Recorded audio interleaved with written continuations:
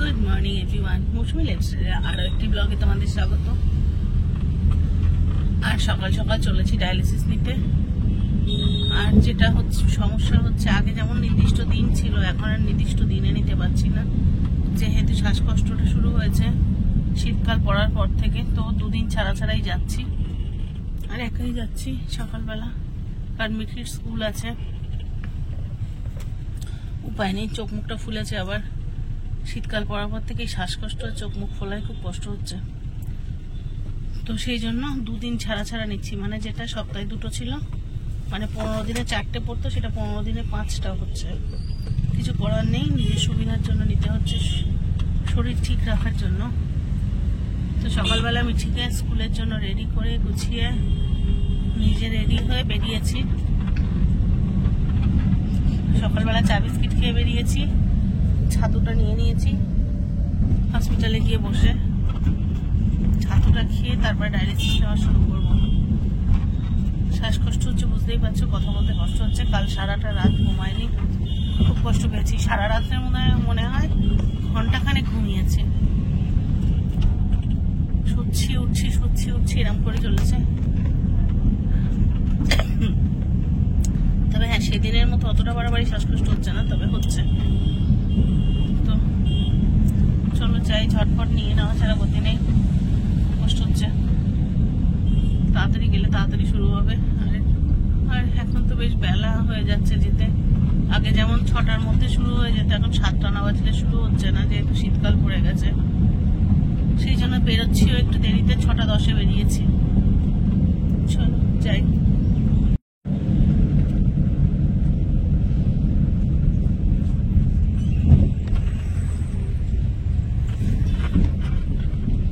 ভোরবেলা স্কুল বাসগুলো ছাড়া রাস্তায় খুব একটা বাস নেই। কত স্কুলের বাস আর পরিকার সকালবেলা। এত সকালে ছোট ছোট বাচ্চাগুলো স্কুলে দৌড়াচ্ছে।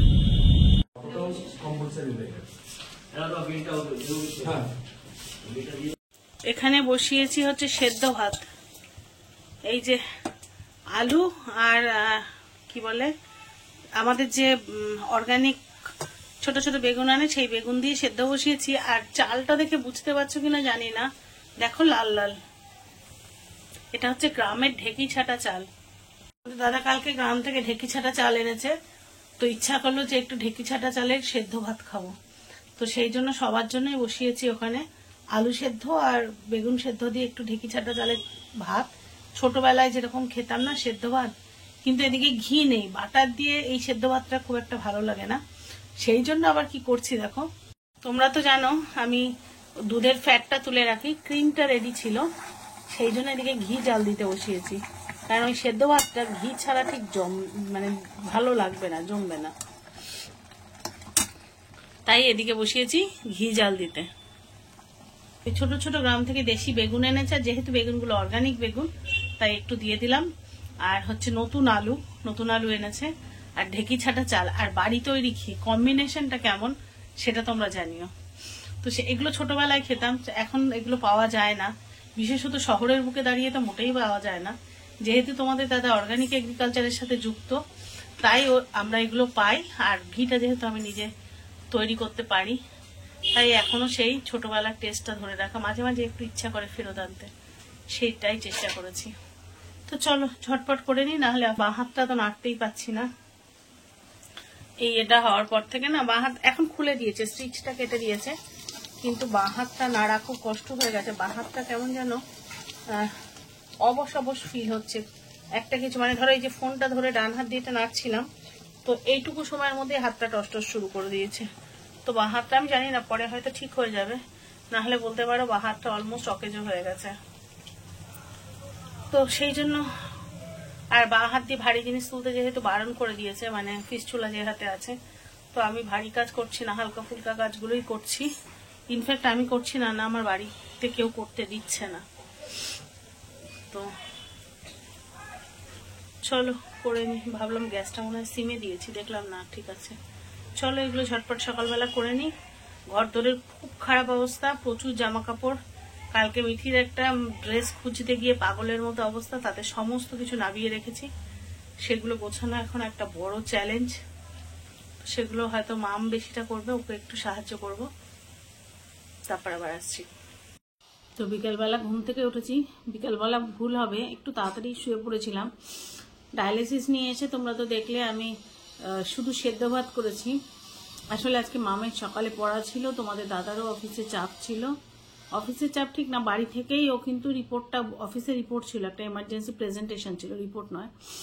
তো বাড়ি বসে অনেকক্ষণ করেছে, তারপরে বেলার দিকে অফিসে গেছে। কিন্তু যেহেতু সেকেন্ড হাফে একটা বড় প্রেজেন্টেশন ছিল, সেটা বসে করছিল বলে ও রান্নার দিকে যেতে পারিনি। তো ঝটপট কি আর করবো, আর তখন খুব একটা শরীরটা ভালো লাগে না। তবে আজকে আমি অতটাও অসুস্থ ছিলাম না, বলছি আজকে একটু মানে ডায়ালিসিস নেওয়ার সময় একটু মানে নিজের বুদ্ধি খাটিয়েছি, সেটা পরে আসছি। তো সেই জন্য এসে কি আর করবো, তখন তো জানো এসে আমার কিছু করার ক্ষমতা থাকে না, তবুও আমি চেষ্টা করি হাসি মুখে যতটা কিছু করা যায়। তো ওই জন্য সেদ্ধ ভাত করেছি। আর হ্যাঁ, তোমাদের যেটা বলছিলাম ডায়ালিসিসে কি বুদ্ধি করেছি, আজকে কি করেছি, আমার তো জেনারেলি 1 ঘন্টা আগে শরীরটা খারাপ হওয়া শুরু হয়, 1 ঘন্টা আগে থেকে আমি বিপি ক্যাপটা খুলতে দেয়নি, 1 ঘন্টা আগে থেকে টানা বিপি ক্যাপ লাগিয়ে রেখেছি, আর 5 মিনিট ছাড়া ছাড়া বিপিটাকে চেক করিয়েছি। তারপরে আর কতক্ষণ হবে, 1 ঘন্টা 10-15 মিনিট আগে একবার ক্র্যাম্প করেছিল, তখন জলটা বন্ধ করে দিয়েছিলাম, ফলে ক্র্যাম্পটা এই 15-20 মিনিট বাদে ক্র্যাম্প খুলে যায়, তারপরে আবার জলটা স্টার্ট করি, করার পর বিপি ক্যাপ তো 1 ঘন্টা আগে থেকে খুলতে দেয়নি, আর কনস্ট্যান্ট মানে বিপি মেজার করিয়েছি, আর 8 ঘন্টা আগে সুগার টেস্ট করিয়েছি। এবার দেখা গেল 8 ঘন্টা আগে বিপিটা সবে ফল করা শুরু করেছে, বেশি ফল করেনি, সবে ফল করা শুরু করেছে, তখন সুগারটা টেস্ট করিয়েছি, তাতে তখন সুগার সবে 100 নেমেছে, আমার তো 70-80-তে নেমে যায়। জেনারেলি আমার কত 120-30-এ ওরকম ঘরে থাকে, কি 110 হলেও আমার ঠিক আছে, কিন্তু তখন 100-তে নামা শুরু করেছে। তাড়াতাড়ি করে ওদেরকে বললাম ডেক্সট্রস, হ্যাঁ ডেক্সট্রস, ওই ইঞ্জেকশনটা দিতে, তাহলে খেলে, এবং বললাম যে এবারে স্লোলি দাও, মানে যখন খুব তাড়াতাড়ি ফল করে যায় মানে সুগার প্রেশার, তখন ওটা খুব ফাস্ট দিতে হয়, আর যেহেতু তখন খুব একটা ফল করেনি, তাহলে অনেকক্ষণ ধরে যদি আমি দিই, মানে ওটা ধরো অন্য সময় কি হয় 1 মিনিটও টাইম নেয় না, ওরা খুব ফাস্ট ওটাকে ব্লাডের মধ্যে মিশিয়ে দেয়, আর এটা 5-7 মিনিট ধরে আস্তে আস্তে ফোটা ফোটা করে দিলে বেশ অনেকক্ষণ ওটা মেডিসিনটা থাকে, আর মানে সুগার প্রেশারটা কন্ট্রোলে সুন্দর আসে। তো আজকে সেই জন্য খুব একটা মানে ফল করতে পারেনি, আর আমি আফটার ডায়ালিসিস মানে সহ্য করার মতো হয়েছিল। আফটার ডায়ালিসিস আমার একটু ক্র্যাম্প হচ্ছিল, যেহেতু জলটা বেশি বের করতে হয়েছে, তোমরা তো সকালে দেখেছো চোখ মুখটা ফোলা ছিল, জলটা বেশি বের করতে হয়েছে বলে একটু ক্র্যাম্প হচ্ছিল। তো 8 ঘন্টা হসপিটালে ছিলাম, যে যদি কোনোভাবে সুগার প্রেশার ফল করে যায় বা ক্র্যাম্প ধরে যায়, সমস্ত কিছু চেক করে তারপরে বেরোবো। যখন দেখছি যে তারপরে হসপিটালে আছে, ওই ক্যান্টিন আছে, ওখান থেকে আফটার ডায়ালিসিস 1 কাপ গরম চা খেলাম, এইসব করে টোরে যখন দেখলাম যে না আমি এবার কন্ট্রোল মানে নিজেকে নিজে ঠিক রাখতে পারবো, তখন আমি হসপিটাল থেকে বেরিয়েছি। তো এটা শুধু আমার বুদ্ধি মানে করে আমি এটা করেছি এটা ঠিক নয়, তোমরা বন্ধুরাও কিন্তু আমাকে রিকোয়েস্ট করেছিলে যে মৌসুমী ওখানে রেস্ট নেবে, আগে নিজে সুস্থ দেখবে তবে তুমি বেরোবে, তো আমি সেটাই করেছি, আর তাতে আমি বেশ ভালোভাবে বাড়ি এসেছি, তোমরা আমার আগের ভিডিও থেকে বুঝতে পেরেছো। হ্যাঁ, এসে আমি কি করেছি, আগে ফ্রেশ হয়েছি, হয়ে অনেকক্ষণ বসেছি, বসে চোখে মুখে জল টল দিয়ে ভালো করে করে বসেছি, ফ্রেশ লাগছে, তারপরে কি জাস্ট সেদ্ধ ভাত করেছি, আর হ্যাঁ ঘিটা করেছি, তো ঘিটা তো আর বেশি না, ও তো তোমার সিমে দিয়ে বসে মাঝে মাঝে গিয়ে নাড়া দিয়েছি। এবার তোমরা হয়তো আমাকে দেখেছো কিন্তু ভিডিওতে দেখতে পাওনি, মাঝে মাঝে মাম বা ওর বাবাও কাজ করতে করতে গিয়ে নাড়া দিয়েছে। তো যাই হোক, ওটুকু করতে কষ্ট হয় না, হয়নি। তারপরে ঘুমিয়ে পড়েছি, আর খেয়ে দিয়ে ঘুমিয়ে পড়েছি। আর এখন তোর বাবা বেরিয়ে গেছে, মাম টিউশন গেছে, মিঠি ড্রয়িং ক্লাসে গেছে, এখন ফাঁকা ফাঁকা। তা আমি ভাবলাম যে চলো আমি এখন একটু বসে তোমাদের সাথে গল্প করি। আর জানো তো আজকে শুয়ে শুয়ে অনেকগুলো ভিডিও দেখছিলাম, তাই ভাবলাম বাড়িতে তো সবসময় একাই থাকি, আর সবকিছু তো বাড়ি তোমাদের দাদা বা মামের সাথে শেয়ার করা যায় না, তা ভাবলাম চলো তোমাদের সাথেই শেয়ার করি। তো ভিডিওতে এমন কিছু কিছু জিনিস মাঝে মাঝে আসে যেগুলো দেখলে না মানে নিজেকে নিজের খারাপ লাগে। এখন একটা ভিডিও খুব ভাইরাল হয়েছে, সবাই দেখছো, অসুখ রিলেটেড ভিডিও, পাশাপাশি আর একটা ভিডিও আসছে, খুব ছোট্ট একটা চ্যানেল, ভদ্রলোক ভীষণ অসুস্থ ভীষণ অসুস্থ, সেই ভিডিও কেউ দেখছে না, বরং তার পাশে তিনি সাহায্য চাইছেন, সেই ভদ্রলোক তার স্ত্রী সাহায্য চাইছেন যে তার পাশে দাঁড়ানোর জন্য, ওনার স্বামীকে সুস্থ করার জন্য, কিন্তু সেই ভিডিওতে কোনো রিচ নেই। অথচ যে ভিডিওটা ভাইরাল হয়েছে সেই ভিডিওটা পুরো ফেক ভিডিও, পুরো ফেক। তারা অসুস্থতার নাটক করে মানুষের কাছে সিম্প্যাথি কার্ড খেলে তারা তাদের চ্যানেল গ্রো করছে। তো এগুলো দেখলে কি মনে হয় বলতো, যে মানে নিজেকে না অসুস্থ বলতে খারাপ লাগে, সত্যি খারাপ লাগে। যারা সত্যিকারের অসুস্থ, যাদের সত্যিকারের নিড, তারা সাহায্য পাচ্ছে না। যেমন যে ভদ্রলোকের কথা এক্ষুনি বলছিলাম, তারা সত্যিকারের সাহায্য পাচ্ছে না, অথচ ফেক ভিডিও করে, তার কোনো রোগ নেই, অথচ ফেক ভিডিও করে মানে সিম্প্যাথি কার্ড খেলে চ্যানেল গ্রো করছে। আর এখন তো কন্ট্রোভার্সি ক্রিয়েটাররা আছেই, সেগুলোকে খুঁজে বের করে আনছে, তাদেরকে স্ট্রাইক মারার হুমকি, বিভিন্নভাবে অন্যকে হ্যারেস করছে। মানে এসব দেখে না মানুষ আমি কাউকে বিশ্বাস করতে পারবো না, তোমরা কি করে বিশ্বাস করবে? কেউ কাউকে বিশ্বাস করতে পারবে না। সবসময় এমন তো নয়, ভিডিও বানাচ্ছি ঠিক কথা, কিন্তু ভিডিও তো দেখি, কিন্তু এই ভিডিওগুলো দেখলে না ভিডিও বানাতে আর ইচ্ছা করে না। যে মানুষ এতটা ফেক গেম খেলতে পারে, এতটা ফেক হতে পারে একটা মানুষ যেখানে না, যারা সত্যিকারের অসুস্থ, আমাদের মতো মানুষ, আমরা সবসময় চেষ্টা করি কি করে একটুখানি হলো সুস্থ লাইফ কাটাবো, একটুখানি সুস্থ সময় পেলে সেটাকে মন ভরে উপভোগ করব। আর সেখানে নিজের অসুস্থতাকে, মানে অসুস্থ নয়, অসুস্থতা বানিয়ে নিজের স্বামীকে ছোট করে, মানে নিজের যত রকমের নোংরামো করা যায় করে নিজের চ্যানেলকে কি করে গ্রো করা যায় সেটা করে যাচ্ছে। মানে একদম কি বলবো, মানে একদম শেষ সীমানায় নিজেকে দাঁড় করিয়ে রেখেছে। আর কতগুলো ভিডিও দেখি এত সুন্দর, যেমন রিমি রূপার ভিডিওটা দেখি কি সুন্দর, মানে রিমিকে পুরো থ্যালাসেমিয়ার লাস্ট স্টেজ থেকে পুরো সুস্থ করে ওর মা এখন বাড়ি ফিরছে। তো এই ভিডিওগুলো দেখলে ঠিক যতটা ভালো লাগে, তখন মনে হয় না সত্যি যে সোশ্যাল মিডিয়াতে ভালো কিছু জিনিসও দেখা যায়। একটা ছোট্ট 10 বছরের মেয়ে পুরো সুস্থ হয়ে বাড়ি ফিরছে, মানে এটা যে কতটা ভালো, তার মায়ের 4-5 মাসের লড়াই পুরো সার্থক, ঠিক যতটা ভালো লাগে। আবার এই আরেকটা মানুষের 4-5 মাসের ফেক ভিডিও মানুষকে কতটা অবিশ্বাসী করে তোলে, সেইটা মানে একই জায়গায় মানুষ বিশ্বাস করবে কোথা থেকে। আর সেই জন্যই না আজকাল আমি যেদিনকে খুব শরীর খারাপ থাকে ভিডিও দেওয়া বন্ধ করে দিয়েছি। তোমরা কমেন্টস করো অন্যান্য ভিডিওতে, মৌসুমি কেন ভিডিও আসেনি, তোমার শরীরটা খারাপ। হ্যাঁ, তোমরা বুঝবে যেদিন ভিডিও আসেনি শরীরটা খারাপ, সরি, আর শরীর খারাপ বলেই আমি ভিডিও দেবো না শরীর খারাপ বলে। আর চারপাশে এতটাই ফেক ভরে গেছে, আমি চেষ্টা করব ওই সময় যেন কোনোভাবে ভিডিও না দেওয়া যায়, চেষ্টা করব। হ্যাঁ, তবে অনেক সময় তোমাদের সাথে কিছু জিনিস শেয়ার করাও প্রয়োজন হয়, যে কতটা কি অসুস্থ, কারণ তোমরাও আপডেট জানতে চাও, তোমরা আমার পরিবার, তোমরা আমার বন্ধু, অতএব তোমাদেরকেও আপডেট দিতে হয়।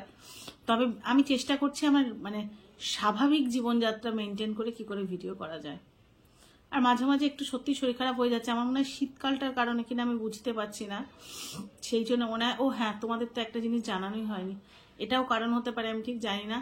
খুব তাড়াতাড়ি ডাক্তার দেখাবো। আমার হিমোগ্লোবিনটা সাংঘাতিক খারাপ অবস্থা, সাংঘাতিক, মানে আমার 7.1-এ হিমোগ্লোবিন নেমে গেছে। আমি বুঝতে পারছি না কি করে হলো। তবে অন্যান্য রিপোর্টগুলো ভীষণ ভালো এসেছে, যেমন পটাশিয়াম মনে হয় লাস্ট 2 বছরে আমি 4.4 দেখিনি, লাস্ট বার তো 6 কত হয়েছিল ভুলে গেছি, যাই হোক 6 মানে 6-এর উপরে ছিল, সেটা 4.4 পটাশিয়াম ঠিক আছে। ক্রিয়েটিনিন 10, আমার মতো পেশেন্টের জন্য ক্রিয়েটিনিন 10 ঠিক আছে, মানে ম্যানেজেবল। অন্যান্য রিপোর্ট সব ঠিক আছে, কিন্তু হিমোগ্লোবিনটা কেন এত কমে গেল বুঝতে পারছি না। আবার 1 সপ্তাহ বাদে টেস্ট করব, কারণ বেশি কমে গেলে, মানে 7-এরও যদি নিচে নেমে যায় তাহলে তো ব্লাড দিতে হবে, ওটাই একটা চিন্তায় আছি। বাইরের ব্লাড নিতে গেলে না একটু ভয়ই পাই, কত সময় কত কিছু হয়ে যায়। তো যাই হোক, সেই কারণে একটু টেনশনে আছি যে আমার হিমোগ্লোবিনটা সাংঘাতিক ফল করে গেছে। গত বছর এরকম শীতের সময় যখন ওই নিউমোনিয়াটা হয়েছিল, তখন 6-এর নিচে নেমে গেছিল, তখন 2 ইউনিট ব্লাড দিতে হচ্ছিল। প্রথমে 1 ইউনিট দেওয়া হয়েছিল, তারপর অপারেশনের আগে 2 ইউনিট, ঠিক। তো যাই হোক, তখন ব্লাড নিতে হয়েছিল। তারপরে 1 বছর তো ভালোই ছিলাম, ইনফ্যাক্ট মাঝখানে তো 12.7-এ উঠে গেছিল, এমন সময় ছিল আবার 7.1, এত খারাপ রিপোর্ট কেন এলো বুঝতে পারছি না। তবে যাই হোক, দেখো সকালবেলা কতটা চোখ মুখ ফোলা ছিল, দুপুরেও হালকা ছিল, কিন্তু ঘুম থেকে ওঠার পরে দেখছি চোখ মুখ ফোলাটা বেশ কমেছে। তো আপস অ্যান্ড ডাউন তো আমাদের থাকবেই। আবার আজকে ডায়ালিসিস হয়েছে, তো তার মানে আজকে তো ঠিক থাকবোই, কালকেও ঠিক থাকবো, পরশুদিন থেকে আবার জল স্টোর হওয়া শুরু হবে, তারপরে আবার গিয়ে ডায়ালিসিস নিলে আবার কমবে। মানে এটা আমাদের ডেইলি রুটিনই বলতে পারো। তো যাই হোক, রাত্রেবেলা রান্না বান্না করতে হবে, অনেক কাজ আছে। তো তোমাদের দাদা বাড়ি আসলে, সেই সন্ধ্যাবেলা দেরি আছে, এখনো তো বিকালবেলা, এখন একটু ছাদে যাব, একটু গাছগুলোয় জল দেব। আর হ্যাঁ, আমার হাতের এটা শুকিয়ে গেছে, তোমাদের দেখাবো। এটা কিন্তু খুলে দিয়েছে, আমি বোঝাতে পারছি, কিন্তু হাতটা অলমোস্ট অকেজো হয়ে গেছে। কারণ কেমন যেন নার্ভগুলো না নড়বড়ে নড়বড়ে হয়ে গেছে, কেমন যেন মানে কি বলবো, বাতের ব্যথা হলে বা কিরকম, মানে আমি না একটা যন্ত্রণা নয়, কিন্তু বোঝাতে পারছি না কিরকম টাইপের, মানে হাত মুভমেন্ট করতে পারছি না। সামান্য যদি চুল বাঁধতে চাই, হাত বেশি পেছনে করলে তখন সমস্যা হচ্ছে। তো এই প্রবলেমগুলো হচ্ছে, কিন্তু হাত যদি স্টিফ নিচু করে রেখে দিই বা স্ট্রেট রেখে দিই তাহলে কোনো পেন নেই। তো একটা হাত নিয়ে কাজ করাটা খুব চাপের হয়ে গেছে। কাজ মানে আমি তো ভারী কাজ বাড়িতে করি না, তোমরা জানো, কিন্তু ছোট ছোট ধরো যদি একটু সবজি কাটতে যায় কি একটু রান্না করতে গেলে হয়তো ওই রান্নার বয়ামগুলো খুলছি, নুনের বয়াম বা এই টাইপের, তাতেও আমি হাতটা মুভ করতে পারছি না। মানে তাহলেও হাতটা কিরকম যেন ঝিঝি লাগছে, টস টস করছে, কিরকম একটা মানে অন্যরকম একটা অস্বস্তি হচ্ছে, কষ্ট হচ্ছে। তো এটা কমাটা খুব প্রয়োজন। যাই হোক, তোমাদের সাথে গল্প করতে করতে মনে হচ্ছে ভিডিওটা লেন্দি হয়ে গেছে, আমি যে ফার্দার ভিডিও করবো এমন পরিস্থিতি নেই। তো চলো ভিডিওটা আজকে এখানেই শেষ করি। আর হ্যাঁ, যদি আমার নতুন চ্যানেলে নতুন কোনো বন্ধু এসে থাকো তো প্লিজ আমার চ্যানেলটা সাবস্ক্রাইব করে আমার চ্যানেলের পাশে থেকো। আর যদি ভিডিওটা একটুও ভালো লেগে থাকে লাইক কমেন্ট শেয়ার করে পাশে থেকো। দেখা হচ্ছে নতুন ব্লগে, ততক্ষণ যেন সবাইকে টাটা।